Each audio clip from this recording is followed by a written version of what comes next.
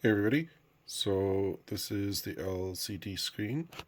So it was a pretty easy setup because you just have the pins for the LCD screen and the potentiometer, which is pretty neat. It adds as a contrastor, a contrast value for the LCD screen. So actually when I started it, I was concerned because it was completely blank. But then in the troubleshooting, it says, just try the potentiometer. And there we go. So the program runs, counts how many seconds it is from the last restart. So if we go to the last restart, if we restart it, and there we go. So it's counting the seconds between the restarts there and how long we go from the hello world. And then we have our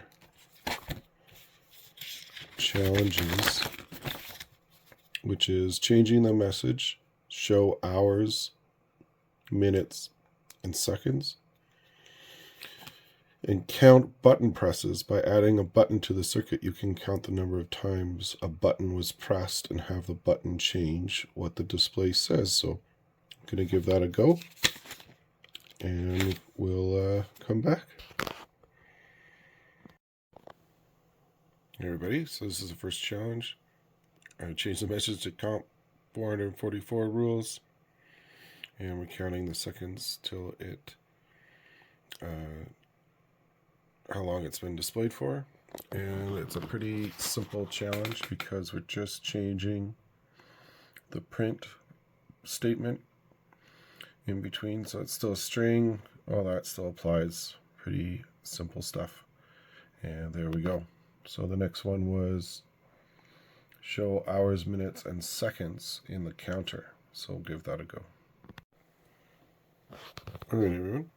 So this is our time for the second challenge there to make hours, minutes, and seconds. So it was a fairly straightforward process because I found code on the internet, as you do. So you have to change the loop in the sketch to add new int variables of seconds, minutes, hours, and their values here. And then you have your if statements for the print screen. So if it's less than 10, just keep that 0, which is that front 0 here. And if we wait 5 seconds, it should click into a minute. Boom. There we go. All right, so before when I pressed the button, it was shutting off. So I had created a short circuit, which is my mistake for misreading some of the diagrams I was finding. So, but now should work. Hey, presses. 1, 2, 3, 4, 5. What happens when I get to 10, I wonder? Oh, it keeps going. Perfect. So I did grab this code off of sort of a mishmash of several different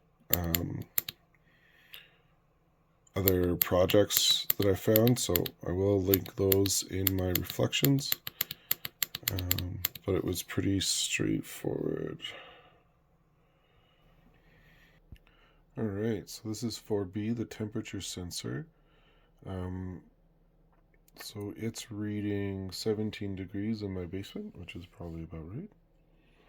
And then it says if you pinch it, it should go up. So there we go. So it is jumping up a few degrees. And then the next part is going to be the next challenge was to display the degrees in Kelvin, display using a bar graph, and use another sensor and add the RGB LED. Okay, so here's the added Kelvin to the LCD screen for the challenge. It's just taking the Celsius, just adding another conversion with the Celsius, and then we're just adding what was it, 275? Oh, sorry, 273.15 to Celsius, and then just made another print display with the Kelvin. So Celsius, Fahrenheit, and Kelvin. There we go. And yeah, that was a pretty easy one. And now we're going to go on to displaying a bar graph. And we'll see how that works. Alright, so here's the bar graph. I found the bar graph code on one of the Arduino forums, as well as like a few other ones, like a stock exchange bar graph and etc. But it was pretty easy to copy paste onto the setup portion of the code. And well, yeah, I should probably just test it out, eh? Let's see. Oh, there it goes. Pinch the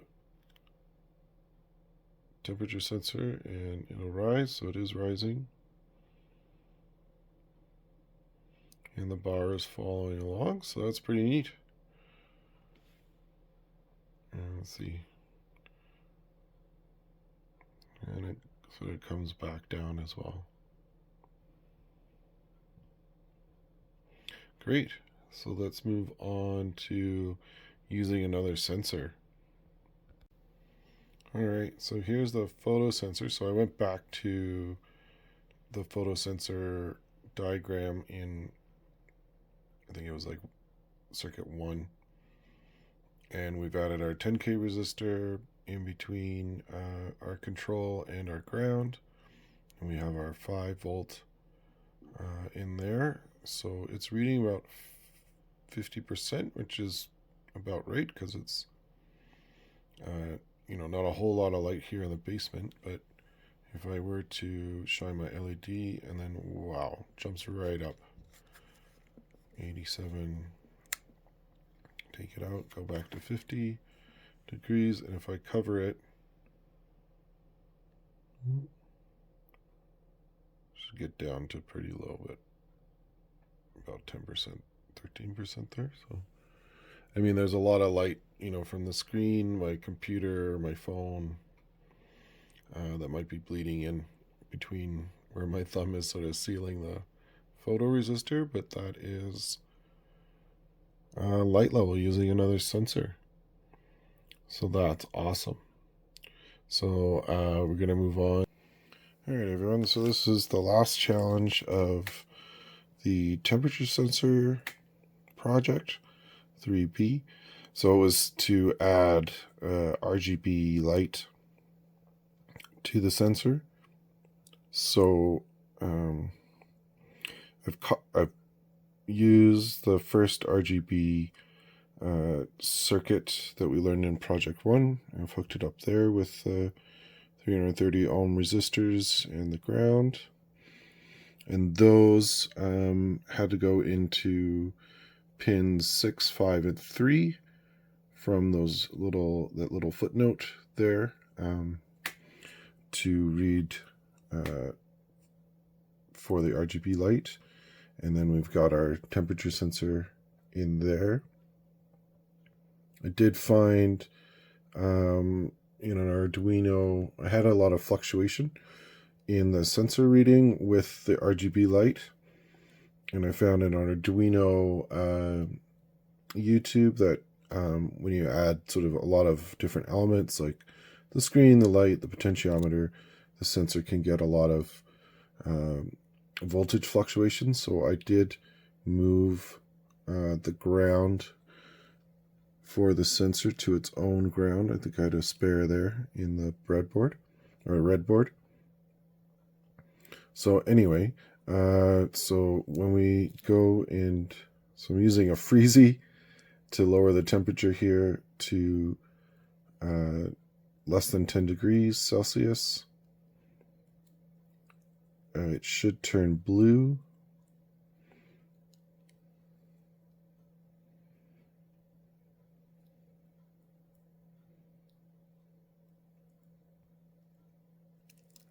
Here we go. Okay, and then as it climbs up, it'll be yellow. I have a kind of greeny yellow, but regardless, I'm just going to go with it. And then if I stick my thumb on it there to heat it up past 20 degrees, it should go red.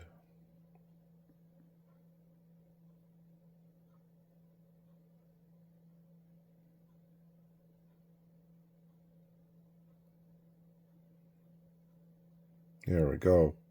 There we go. One more time here, because I do want it to just stay red. There we go. I'm going to pinch it. Probably got a little, parts of it were too cold from the freezy. It was freaking out. So anyway, that is the last challenge. Whew. This one was a tough one.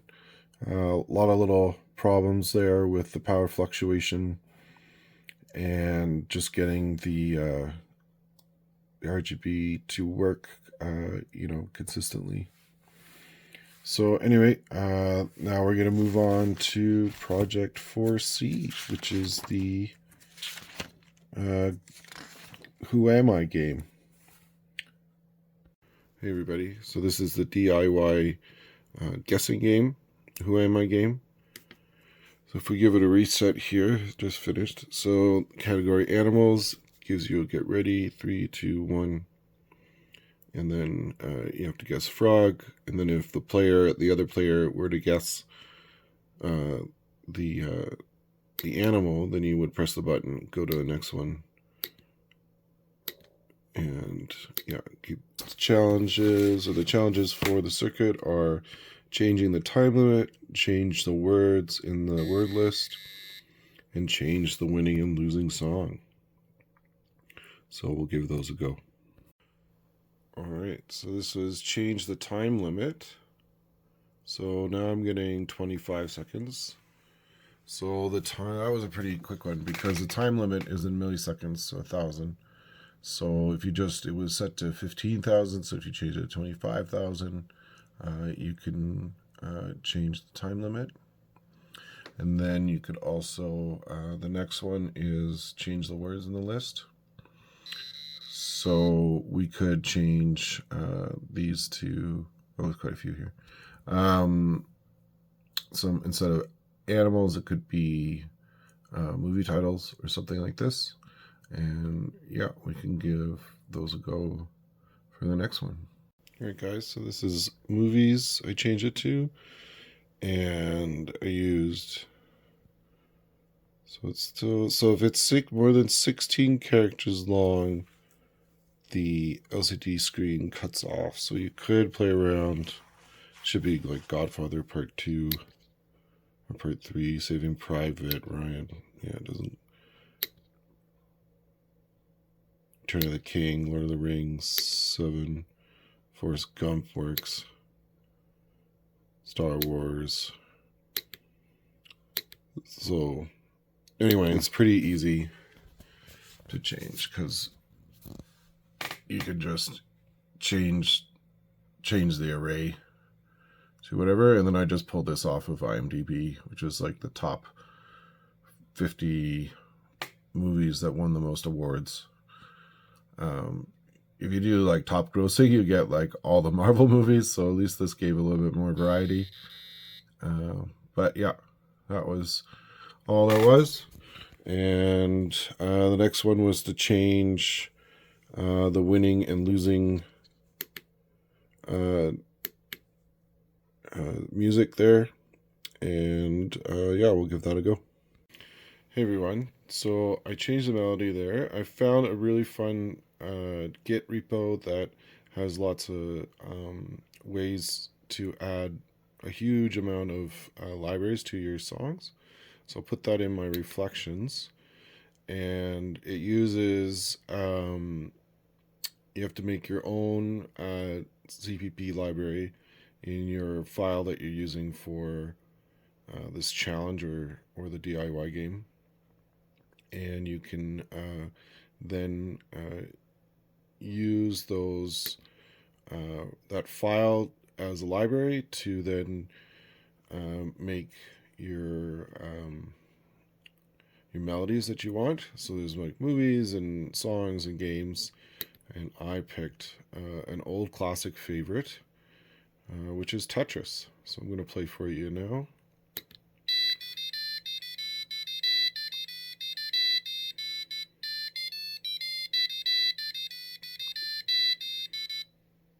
Hooray! So that was super fun.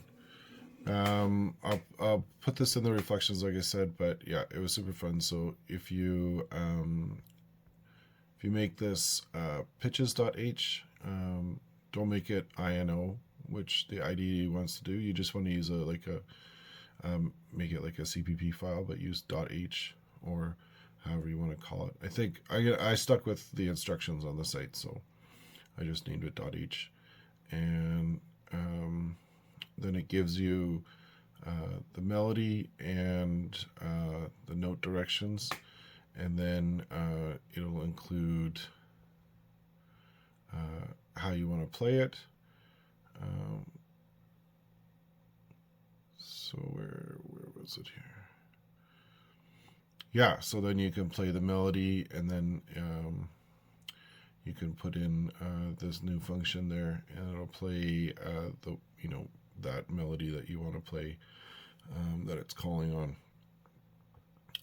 from up here. So that was a super fun little adventure, and yeah, honestly, just getting this library in was the hardest part, just because I didn't realize when you because you want to create a new file, and then I named it like pitches.h, but then when you save it with the Arduino, it saves it INO. So that took a little bit to realize, and then just cut that out. It saves it as a CPP file, and then you can go up to like sketch and add file, and that's the file. That's when you want to add it there, and then it can get called on as well. And then another little tip was there's going to be rests in the Git repo. If you just define it as 0, then it just works. But that was also in the Git repo so as well. So put that all in. But that was super fun. I didn't know there was so much you could do with the buzzer. But yeah, that finishes off project 4 there. So happy to wrap this up. Super fun project. And now we get to build a car. So I'm super excited.